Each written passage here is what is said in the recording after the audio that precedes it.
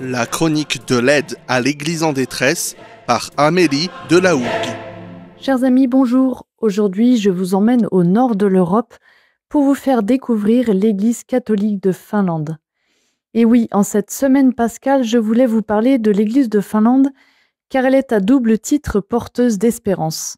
Non seulement son nombre ne cesse de croître depuis 2 décennies, mais en plus elle est un exemple formidable d'œcuménisme vécu réellement sur le terrain. Savez-vous que dans ce pays nordique au paysage majestueux et à la tradition luthérienne, les catholiques ne sont qu'une poignée de main, soit à peine 0,2% de la population. Ici, il n'y a pas de structure catholique comme dans d'autres pays. Par conséquent, le diocèse d'Helsinki couvre tout l'ensemble du pays. Et sur ce territoire, grand comme l'Italie, il n'y a, tenez-vous bien, que 8 paroisses et 25 prêtres. Chaque week-end, les prêtres doivent donc parcourir avec leur évêque des milliers de kilomètres pour apporter l'Eucharistie, faute d'église.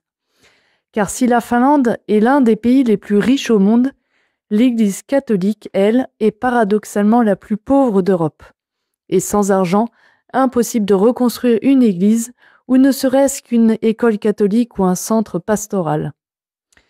Surtout que les catholiques, comme je vous le disais, même s'ils sont une minorité, sont de plus en plus nombreux, avec plus de 500 nouveaux baptisés par an. Certains d'entre eux étaient par tradition de confession luthérienne, mais ils ont peu à peu abandonné toute pratique religieuse. Puis, attirés par la radicalité de l'Église catholique, ils demandent le baptême. Une autre bonne partie des nouveaux baptisés sont des réfugiés. Ils viennent des Philippines ou d'autres pays d'Amérique latine, mais s'ajoutent ces dernières années des chrétiens issus des zones des conflits actuels comme le Soudan, le Nicaragua, la Birmanie et aussi l'Ukraine avec de nombreux gréco-catholiques.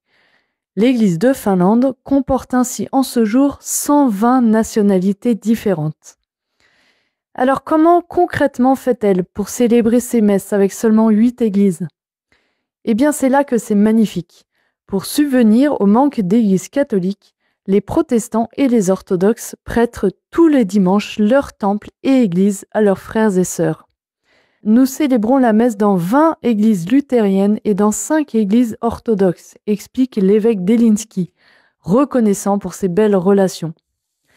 Alors pendant cette semaine pascale, nous pouvons rendre grâce pour cette entraide qui se vit en Finlande et prier pour l'unité de l'Église, car au fond, le Christ est bien ressuscité pour tout le monde.